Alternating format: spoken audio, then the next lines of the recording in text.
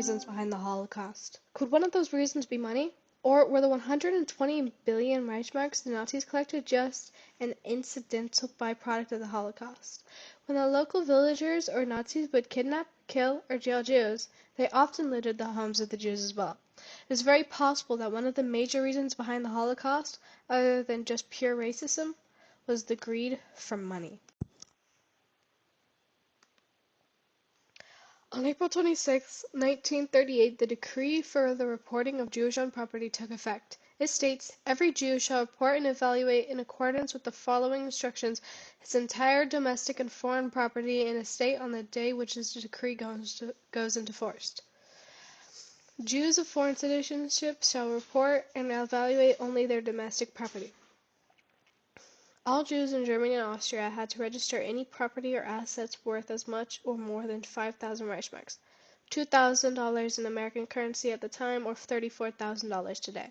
By June 31st of the same year, German finance officials collected paperwork from around 700,000 Jewish citizens.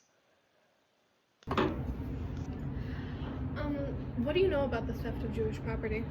So first of all, during the early stages of the Holocaust, during what is kind of the stage 2, 1935 to 1938, one of the things that the Nazis made German Jews do is register all their property with the state. So they all knew what everybody had. And then after Kristallnacht in 1938, and we start to see the beginnings of the final solution, the Nazis could seize anything that they wanted. And I think that what's interesting to me is that many Jewish families were wealthy because they were bankers, because during the Middle Ages, when there were epidemics going around, they thought that handling money was unclean, so they made Jewish people handle the money. So Jewish people became bankers.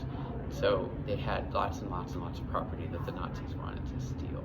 So they stole, of course, homes and those sorts of things, but they also stole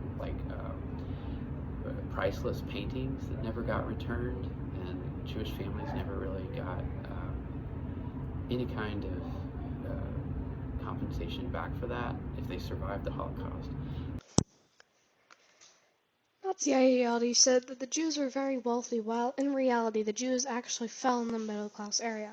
Another Nazi ideology said that the Jewish wealth belonged rightfully to non-Jewish citizens. So they created an edict in 1938 that would return wealth to non-Jewish citizens. The Nazis and Hitler were also hoping it would encourage the Jews to leave. By late 1938, they were allowing Jews to keep only 8% of what their Reichsmarks were worth in a foreign country, Hay says, which only made it harder to find a safe haven, since the Jewish refugees couldn't take any of their savings with them. However, nobody knew where the Jews would immigrate. American immigration policy was horrible towards Jews except in comparison to every other nation on the globe. Canada took in only 5,000 immigrants total. Britain only allowed greater numbers temporarily because of Kristallnacht. Whether or not the Jews left, they lost their property. Just under half of the assets went to the German state, while the rest went to non-Jewish citizens. Jewish houses, businesses, and goods were sold for much less than their worth. Jews had no way to support themselves. They had no homes, no connections to their old lives. Even their old friends, their neighbors, and sometimes their distant family members were against them.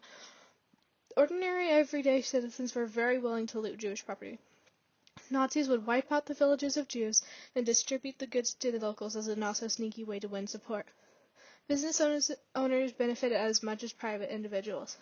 Companies like Neckermann, which sold mail-order goods and vacation packages, and Evanek, a manufacturing company formerly known as Degasa, bought businesses formerly owned by Jewish people. The ability to consolidate power made them leaders of their industries and implicit partners with the Nazi government. Each of these transactions were legal and many were meticulously recorded. Yes, and what would you like others to know about this topic of the Holocaust? I think the number one thing I would like people of all ages to think about and know about the Holocaust is that you have two choices. You have to think about the Holocaust as kind of an enigma, kind of this weird moment in human history that is different than all other moments, or that this could happen anytime, any place, that humans have this potential to do this to other human beings. And my feeling is that it is part of us. It's not just, I think it sells it short to just blame the Nazis. I think humans are capable of doing this kind of cruelty, and we need to know about the Holocaust to make sure it never happens again. That's what I want people to know. Yes. Well, thank you so much. Sure. When questioned, Franz Stangl, an SS commander in Nazi Germany, said the Nazis had wanted the European Jews' money. Stangl, as stated before, was an SS commander in Nazi Germany. Despite what credibility that may have granted him, few scholars took him and his explanation seriously. They recognized that racist zeal, fanatical social dwarfism, and bureaucratic efficiency are more likely than the desire for material riches. Many people believe that the Nazis had other reasons than riches for going after the Jews. However, much evidence, such as the meticulous records of what was taken and the not as meticulous records of the murders, show otherwise. The reasons behind the Holocaust will most likely never be known, but one of those reasons, a major one, was most likely greed. 120 billion Reichsmarks the Nazis collected could not have just been an incidental byproduct of the Holocaust. The Nazis, through their records, prove that they were more worried about the liquidation of furniture and belongings and money than the liquidation of the people.